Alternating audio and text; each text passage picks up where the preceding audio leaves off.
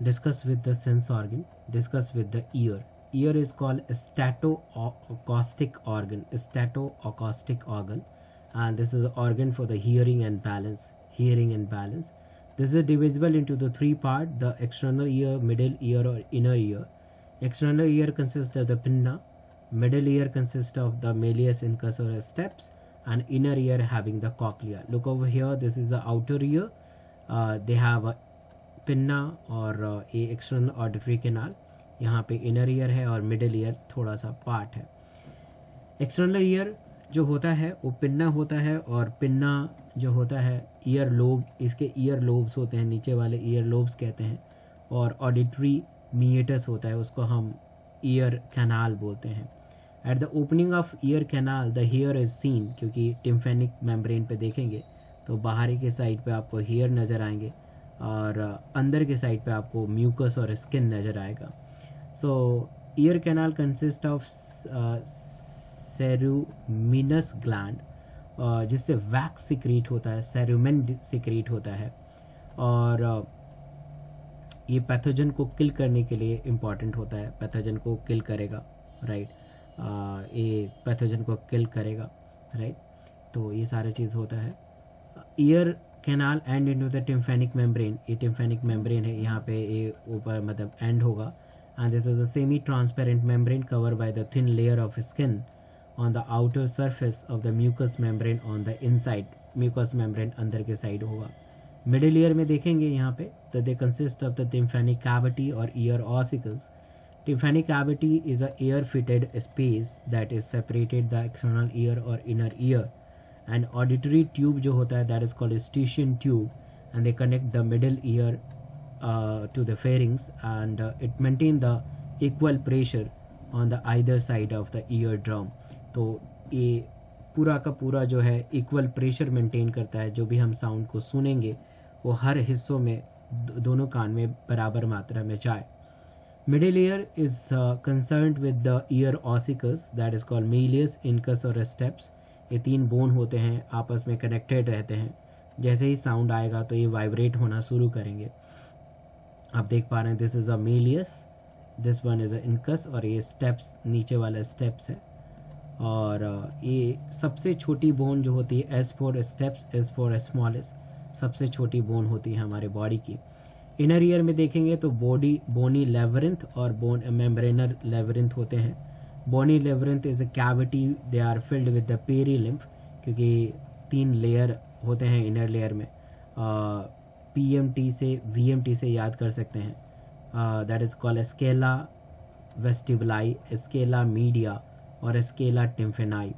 इन दोनों में जो फ्लूइड भरा रहता है दैट इज कॉल्ड पेरीलिम्फ, और इसके अंदर जो फ्लूइड भरा रहता है that is called endolymph, right, endolymph. So that is called endolymph. इसके अंदर जो हाईली सेंसिटिव एरिया होता है, जो ऐसे होता है, तो दैट इज कॉल्ड कॉक्लिया. ये कॉक्लिया होता है जो हाईली सेंसिटिव एरिया होता है. And this is a organ for the hearing is a cochlea. इसके अंदर ये ऐसे जो निकले हुए होते हैं that is called cochlear nerve, और you can say auditory nerves. इसको ऑडिटरी नर्व्स कहते हैं, जो कि ब्रेन में जाते हैं और साउंड को एनालाइज करते हैं based on the memory, right. Vestibular apparatus is a organ of equilibrium, body को मेंटेन करने में मदद करेंगे, है ना. बॉडी अगर सीधा जा रहा है या अगर आप ऐसे झुक रहे हो तो बॉडी मैसेज देगा कि आप झुक रहे हो. आपका वर्टेब्रल कॉलम टूट सकता है, आपका सर्वाइकल वर्टेब्रे में कुछ प्रॉब्लम हो सकती है, तो बॉडी सेंस देगा, उसको बैलेंस करने में मदद करेगा, राइट. इनर ईयर में कॉक्लिया बहुत ही इंपॉर्टेंट ऑर्गन है, और ये एनसीईआरटी का डायग्राम है. ये Scala vestibuli and Scala media और स्केला टिम्फेनाई, और इसमें आपको कुछ सेल अगर देखें तो ये टेक्टोरल बेसिलर मेम्ब्रेन है. This is a basilar membrane, ये बेसिलर मेम्ब्रेन है, और इसके ऊपर टेक्टोरल मेम्ब्रेन होता है, टेक्टोरल मेम्ब्रेन, टीएम लिख देता हूँ. और इसके ऊपर बेसिलर मेम्ब्रेन के ऊपर ऐसे हेयर्स होते हैं, हेयर्स, द हेयर सेल्स, स्टेरकोसीलिया इसे बोलते हैं, स्टीरियोसीलिया.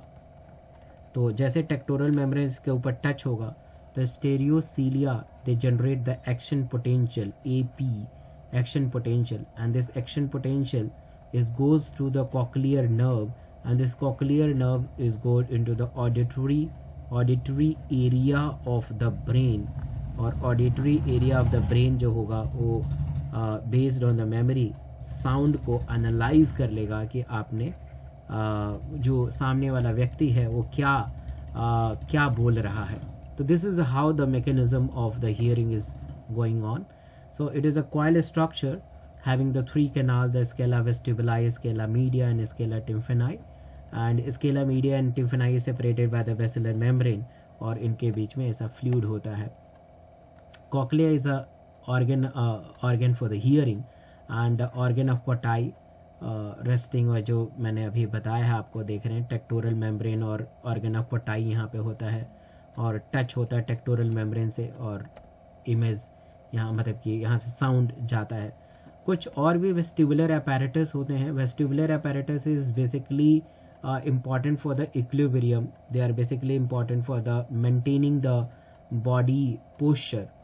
So it consists of semicircular canal and Olith cells. Olith organ ये टच होंगे. क्रिस्टा इनके अंदर होता है.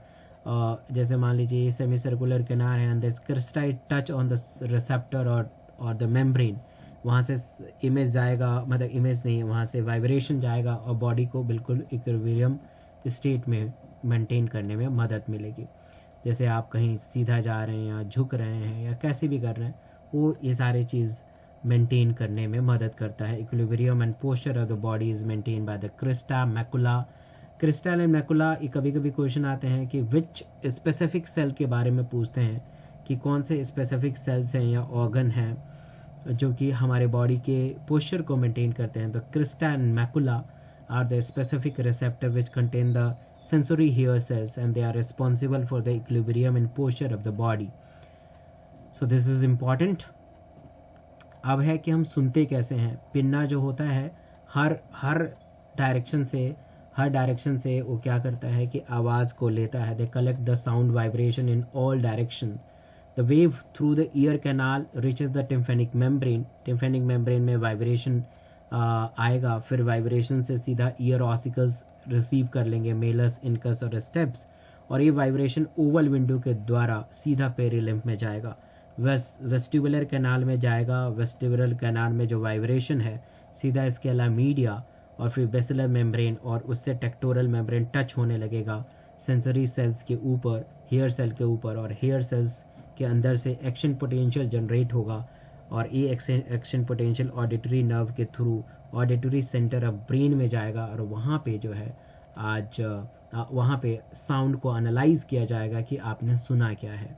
तो this is how we can जज the sound, how can we analyse the sound.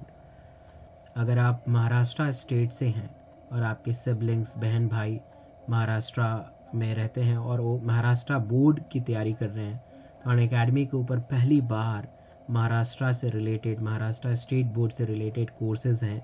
Unlimited free live classes है. आपको एक भी पैसा देने की ज़रूरत नहीं है. अपने बहन भाई को कहिए कि महाराष्ट्र स्टेट बोर्ड वाले कॉलम में जाके आप फ्री क्लासेस देखिए. वहाँ पे अलग अलग छोटे छोटे मतलब टीचर हैं जो कि आपको, आपके बहन भाई को पढ़ाएंगे फिज़िक्स, केमिस्ट्री, बायो और साइंस, ह्यूमैनिटी, ये सब चीज़. वो सब स्ट्रैटेजी भी बताएंगे ताकि आपके बहन भाई बहुत अच्छा करें, अभी से भी बेहतर करें. डाउट भी पूछ सकते हैं, डेली क्विजेस भी कर सकते हैं, बहुत सारे चीज़ रहेगा फ्री में. तो फ्री में भी आप अपने बहन भाई को इनरोल करा सकते हैं, और अगर समझ में आए तो आप सब्सक्रिप्शन दिला सकते हैं.